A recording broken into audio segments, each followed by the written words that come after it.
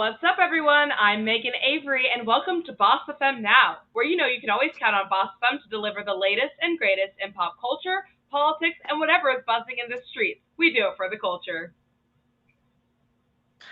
That's right, Megan. And because we know that you have your phone in your hand right now, we need you to go ahead and download that Boss FM app from your app store and follow us at Boss FM Radio on all social media platforms so that you can stay connected.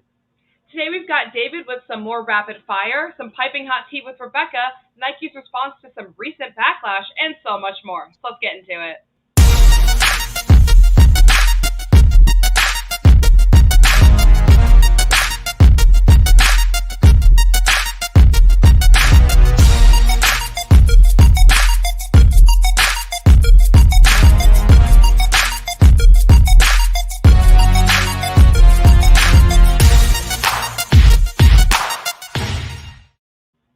As we witnessed during last year's election, the integrity of voting was brought under question by the last administration, and now these opinions are heading straight into the Senate.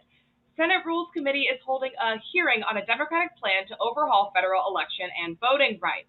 The bill is called the For the People Act, and it would usher in changes to make it easier to vote, enact new campaign finance laws, and end certain types of gerrymandering. It has already passed in the House earlier this month and is on its way to the Senate right now. However, it is experiencing extreme opposition from Republican candidates. There's also talk of a potential filibuster because of this as well. Right now, we've got some new entertainment corner with Marianne. Let's check out the package.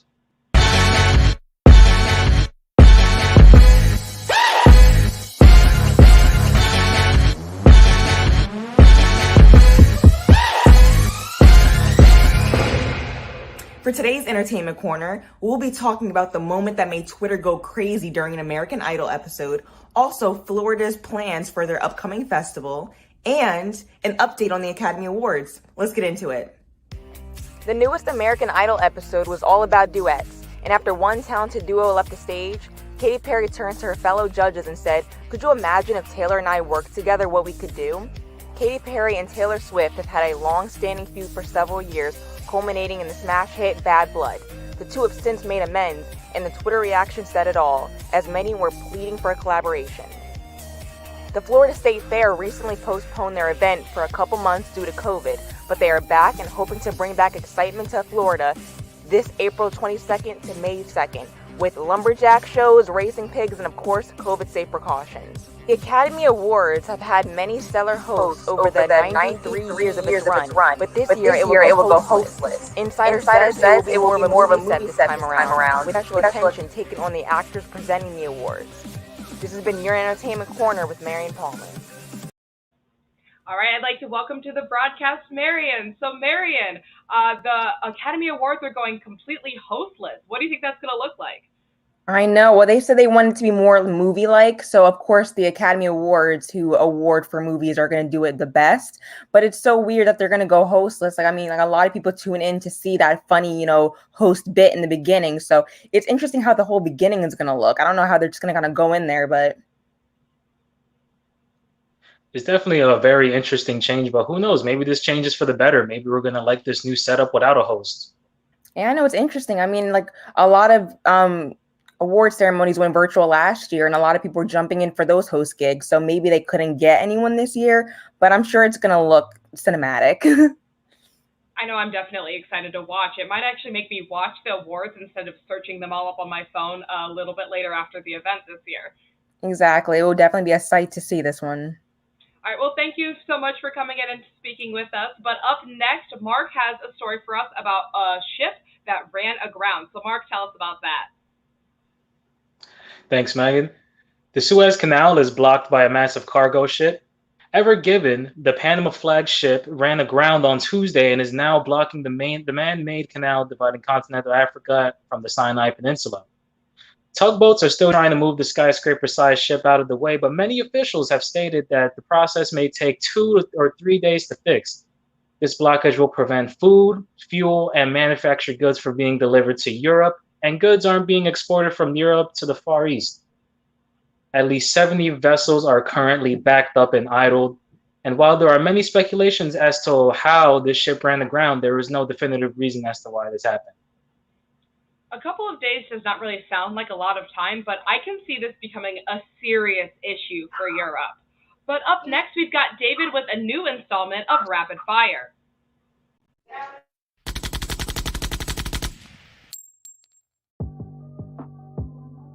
What's up, guys? You guys are now tuned in to Rapid Fire. I'm your host, David Medina with BossFM Now. Now let's hop into the latest trendy news. This year has been looking up already, with Bobby Shmurda free to work on music and propel himself even further as an MC after being released from prison last month. And in order to keep building that momentum, Shmurda has a few special parole conditions that he has to follow according to documents obtained by TMZ. Shmurda, who is under parole supervision until February 23, 2026, reportedly can't drink alcohol, associate with gangs, or spend time at bars. He also isn't allowed to violate an 8 p.m. curfew, has to submit to substance abuse testing, and is required to get aggression and anger counseling. The Air Jordan 11 Jubilee made over $175 million. Tradition continued last December with the launch of the Jubilee Air Jordan 11, a colorway designed to celebrate the model's 25th anniversary. Like many of the Jordan 11s that came before it, the sneaker did significant sales despite any slowdown in spending related to the coronavirus pandemic. But it's safe to say, to summarize, that the Jubilee did not set a new record despite the staggering sales. That's it for Rapid Fire. I'm your host David Medina with BossFM Now. Now back to the guys in the studio. Well, you can definitely tell some people spent their stimulus checks on shoes for sure, but honestly, I would too. Those shoes look pretty cool. And those shoes are pretty fire. I wouldn't mind picking up a pair if they weren't so expensive. Yeah, a little bit out of my price range, but I definitely understand why some people would be super into them. Yeah, for sure. And think about the news with Bobby Shmurda. I'm really excited. I'm really excited as to what he can come up with. He's this is the opportunity to see if he's really going to rise to the occasion or not. Yeah, he has a lot of rules to follow, as we heard in that package, and a lot of them are very strict too. So I'm hoping that he can follow all of these because I'd like to hear some new music. That's for sure. I'm really excited for this, man. And now, after some recent backlash, Nike has responded to underpaying their pregnant athletes with a new ad. Let's check out what they've done. It's not magic. Yeah, we can make things float, make something appear out of absolutely nothing. But even the greatest magicians worked at that trick. It's not magic. It's organic. From the curl in our hair to the tip of our toes, the sway of our hips and the joy of our smile. We give our blood, sweat, and tears to be our very best. Even when the world tells us it's never going to be enough. Catsuit causes controversy. Help me! This is our time! We got that thing. That hooping, soccer playing, game changing, oh so resilient, double A outing, butterfly stroking thing. We worked for all this. Always been a catalyst for change. You thought history just made itself?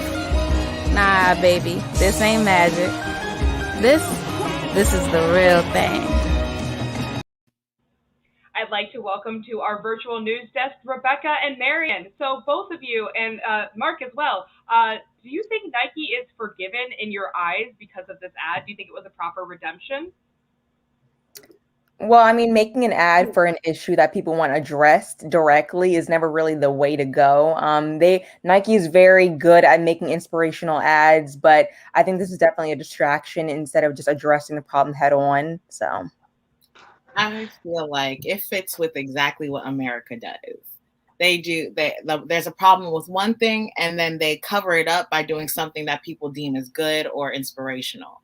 Now, me personally, I'm not falling for the ad. I loved it because it promotes Black women, and I love to see anything melanated.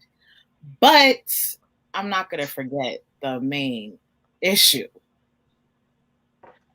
Yeah, because honestly, it just seems like it was a very beautiful ad, very empowering, but it was just, I think it was just their attempt to save their bacon from all the backlash that they've gotten. Definitely, to just cover it all up. If I had seen that ad on TV without any of the prior context, I would have just been absolutely in love. Like, this is the best thing ever. Because honestly, that ad is wonderful, but the context kind of makes it a little bit not as wonderful. Exactly. So do you guys think this support of Black women and their magic could be a fad, almost like how businesses love to support queer people during Pride Month and Black people during Black History Month. Is this kind of a fad like that? I mean, I think it's definitely like centered for a certain message for a certain time. You know, I feel like if this is a situation or something that people want attention on, that they're going to put that in their promotion so they know that people are from this company, you know, support that. But I mean, it really depends if they're going to keep that long term because it just seems convenient, the timing. I mean, Nike has a history of doing this. So when Colin Kaepernick came out with his kneeling and everything like that, and all the backlash that he received, what did they do? They did a whole campaign with Colin Kaepernick, and then that's when people started burning the shoes on their feet and started canceling Nike. So I think Nike likes to go with certain people that are trending, especially certain topics, and everything Black is in right now because everything that happened with Black Lives Matter and what we're still fighting for when it comes to injustice and oppression. So I feel like Nike's doing this to basically go with the trend, to stay with the conversation and to stay current. So while people are fixating on a specific issue, which is about people who are pregnant not getting paid an adequate amount, they're creating these campaigns that are going to get shared and circulated so another conversation can happen on top of the one that's happening right now. I definitely agree. Like Nike is a huge corporation, and part of me really thinks that they really don't care about it. They really don't care about the problems at hand, but they're just, you know, they're doing this to, you know, keep their customers. It does seem exactly as both you, Rebecca, all three of you actually said. It seems like it is a cover-up of what is going on underneath. And finally, one of my last questions is there anything else they should prove or they should do to prove that they really care? I mean, I feel like an important step is to address the issue head on. Like, if you want to actually act like you care about what your consumers feel, you should probably address the issue that was brought to you and not just kind of slap on some sort of advertisement on it and like pretend like it's going to go away anytime soon. We're not stupid. So probably just address what's been, you know, circulating.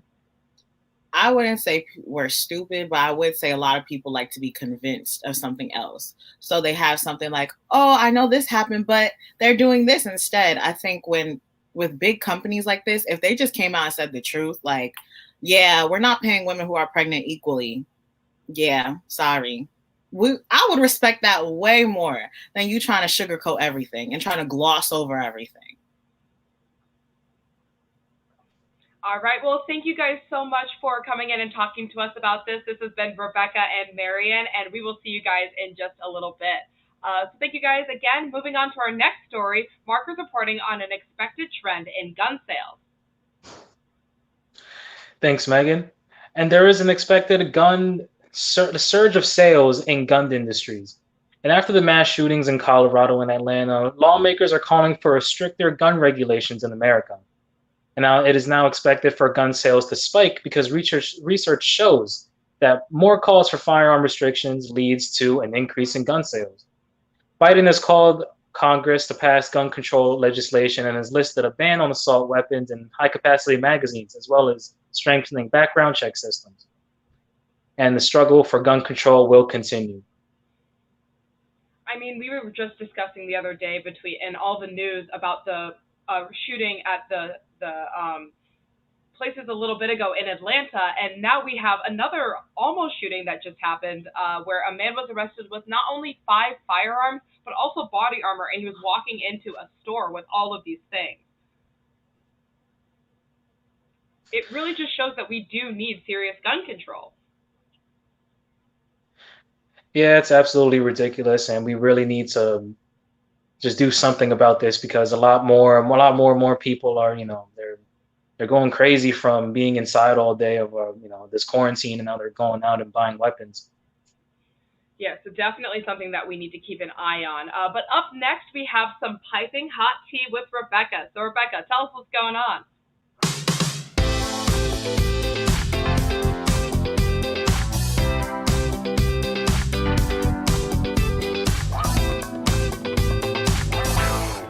Welcome to Tea with Becca. Grab your cups, take a sip, because the tea is here for you. And today we're going to talk about Derek Jackson. And if you don't know who he is, he's a man whose platform consists of him giving relationship advice. Well, he just got exposed for cheating on his wife for about a year. Derek and his wife recently sat down on Instagram and made a video talking about the whole situation, and she was just wearing a bonnet and holding his hand the whole time. And it looked like she just woke up out of bed. It wasn't cute. Now, my personal opinion, a lot of people on Instagram and Twitter are outraged over the whole situation. They are absolutely mad at Derek because he has a platform regarding relationships and he's cheating on his wife the whole time. Me personally, I always say, you never look into the life of your therapist. Now, I always say that because their life is probably completely shambles behind closed doors, but they're giving you advice. Now, I don't agree with anything that he's done. I don't think that his actions were okay in any shape, way, or form. But I will say I am not going to get angry for something that his wife is clearly okaying. If she's not bothered by it, I'm not going to be bothered by it because that's not my man. And that's all the tea we have for today. But don't worry, I'll be back tomorrow. So I'd like to welcome back Rebecca back to our digital news desk. So Rebecca, you kind of talked about this in your tea with Becca, but how are you feeling about what is going on with the situation?